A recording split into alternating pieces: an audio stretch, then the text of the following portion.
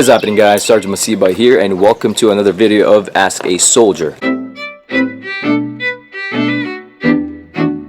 Today's video, before we even begin, I want to give shout outs to two different YouTubers. One would be Mr. Clayton Philpo. I will be putting the links down below or somewhere in the screen.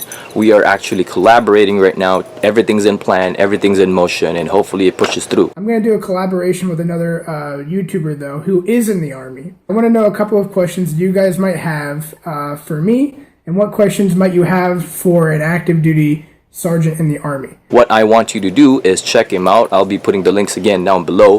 He is actually also a sergeant in the military, but he is in the Marines.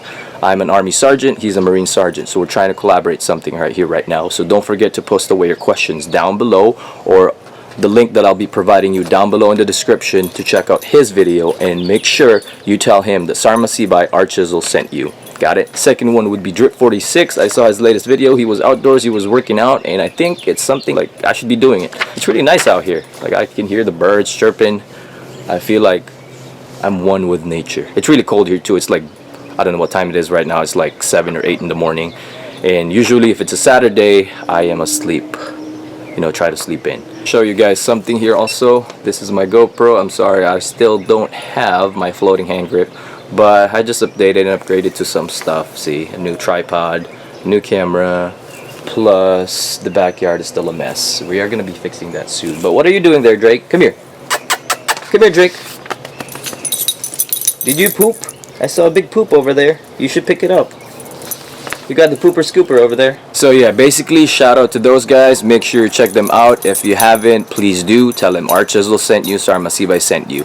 And now, on to the questions. Daniel Macharia asks, how long did it take you to join the military? A week or two? Well, I actually tried to talk to an Army recruiter, I'd say around June, July of 2010. And I didn't really ship out till March of 2011. That's when I actually went to basic. But I was locked in for my MOS, which is 68 Whiskey, around November of 2010, because I was on the late entry program. It really takes a while. It depends on when your school date is. It has to match up like non-stop, like straight. Basically all year long basic training happens, and all year long also AIT happens, so they have to sync it up to make sure there's not too long of a break. So my AIT school was too far to the right. That's why they had me waiting on the late entry program before I even shipped. Seth Halftown, I hope I pronounced that right. Did BCT go by fast for you, or did it drag on? For me, it went by really quick because I was busy as shit. There was no time to do personal stuff. There's no time to do YouTube shit. There's no time to call anyone because I don't have any privileges. But I think overall it was fun. It flew by really quick, and once it was done, I was actually sad because I wanted to do it all over again. And if the time comes, I guess the only time that I can go back to TRADOC again is if I become a drill sergeant. But I don't know if that's gonna happen. Who knows?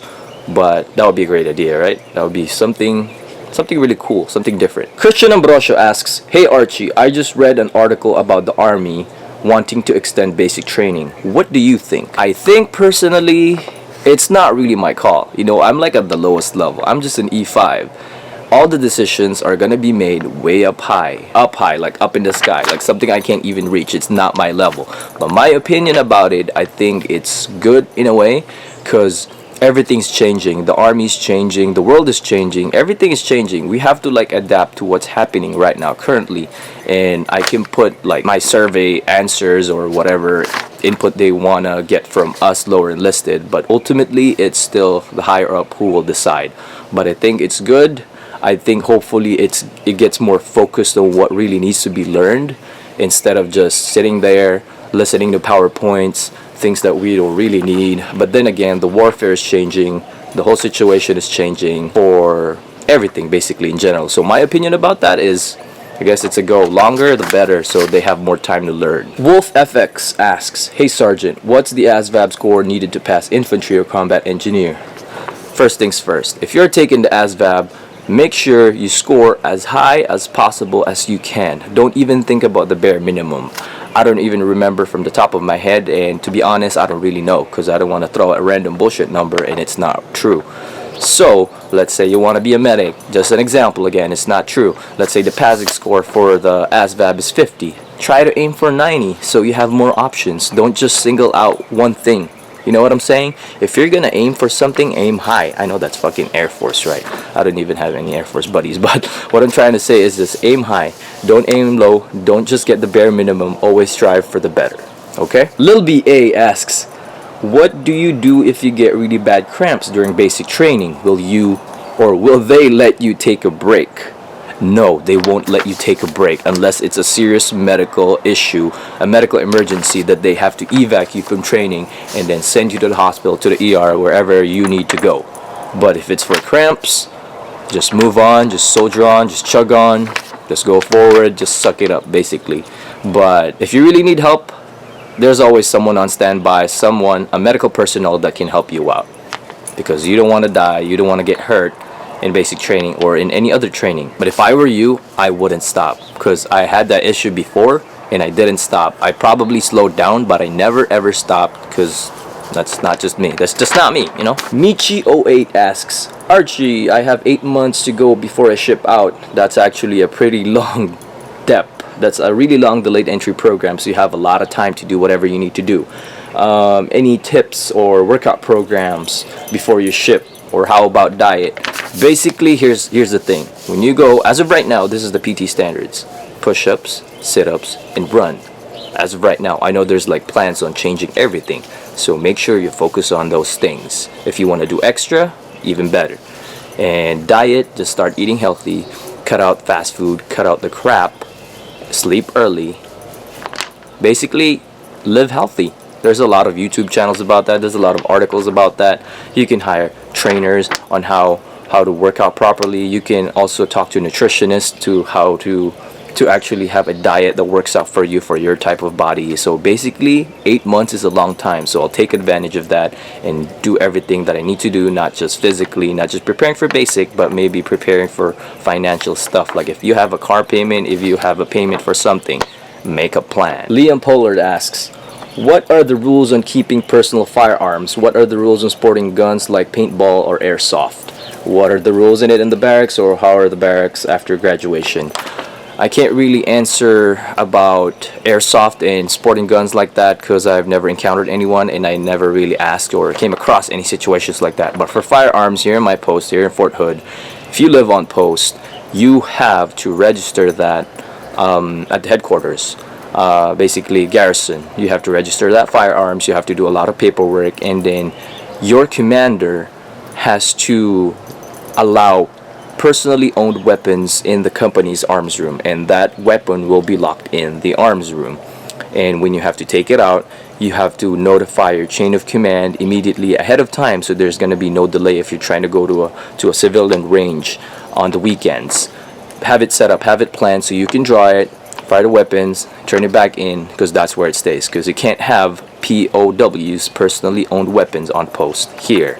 It may differ depending on what duty station you're in, and I'll probably link you down below in the description box to give you a more detailed answer about that, because I'm just like trying to answer from the top of my head. I might be wrong, I might be correct, but just to give you the right answer will be in the description box down below. Got it? Stephen Branch asks, I will be signing soon, but have a dilemma. I don't know what MOS to get, either 31 Bravo or 11 Bravo. Can you please tell me about these jobs?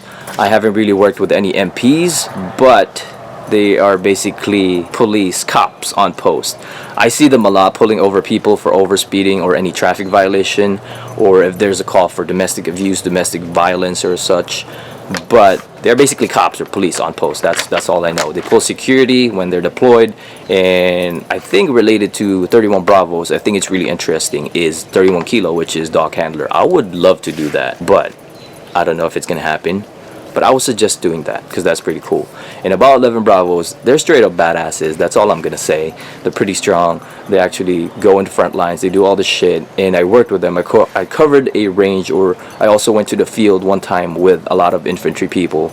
And they're really cool. Like, especially if you're a medic, they treat you like you're the best asset, which is basically true. But it's not just about the medic, it's about the guys as well. So it's a team effort. I kind of hate it as well. So like, oh, doc or medic, you don't have to do this, just stay in the tent or whatever. But hey, I'm a soldier, I want to do what you guys are doing. So I think they're really cool, they're really badasses, and I'm gonna beg to differ. If you are an infantryman that you are dumb, that's not true, because there's a lot of infantrymen that are smart, not just book smart but street smart, and they're really badasses. That's all I have to say about them. Shit, it's getting really cold out here. Drake, are you eating grass? Oh, I forgot to answer this question from Liam Pollard. Army barracks after graduation. Well, it really depends on what unit you're going to. In my old unit, it was one room for 2 soldiers. Like, I don't know how big it was, but you can basically sleep on your side, on your bed, and see the other person straight into the eye. So, just a random number, I guess. It's probably like 10 to 15 feet wide, and the length would be like, I'd say 15 to 20. It really depends on what unit or what post you go to. I know some posts you only share a common area, which is the cooking area, the bathroom, and that's it, and you basically split. But in my old duty station, you live together in the same freaking room, so there's not much any space. So it's just your luck, man, if you get to a good post, if you get to a bad post. But it don't really matter because you're a soldier, so you should suck it up. Got it. Last question. EDM0 asks, how come you and Drip 46 still have ACUs when someone wears the new OCPs? Wear out date is not until 2019, so right now it is still authorized. That's why I don't have OCPs. I actually have the old RFIs, the multicams, but I don't really use it that much because it's locked up somewhere in my tough box in my storage, so I don't really have time to pull it out, but I would love to pull them out so I don't have to do laundry that much. But that's the reason. Wear out date is not until 2019. It's not mandatory if you're an officer, if you're higher rank or whatever, but you know, you gotta look good if you're higher up, so you have to follow as soon as you can, follow the SOPs, follow whatever's mandated. But 2019, I can still wear it up to that date, and it's only what, 2016. So that's it for this video. I hope it wasn't too long. Again, check out Clayton Philpo. We will be filming something really soon. We're gonna be collaborating, something on his channel, something on my channel. So yeah, check out Drip 46 also. He's pretty cool, good friend of mine, I guess I would say that. He's someone that I consider as a friend here on YouTube. I haven't really met him in person, but I know somehow, because there's a lot of shit going through, like happening right now behind the scenes where I'm going to be stationed at, or a lot of things like that, but I can't really mention anything yet. But there might be a possibility that I will go somewhere. I'm just going to leave it like that. And the army's too small, so I'm pretty sure I can meet him in person before he gets out of the army, if he ever gets out of the army, before he gets deployed, whatever. You can't really know what's happening in the military. Like just like that, it would change right away. Please continue posting questions down below for the next Ask a Soldier. I think I saw someone trying to stalk me, filming, because I look like a weirdo. But yeah, don't forget to subscribe. Check out my social media links down below. That is it for today. Oh, before I forget, tonight is the live stream, 2nd of April, 20:30 hours CST, because I'm here in Texas.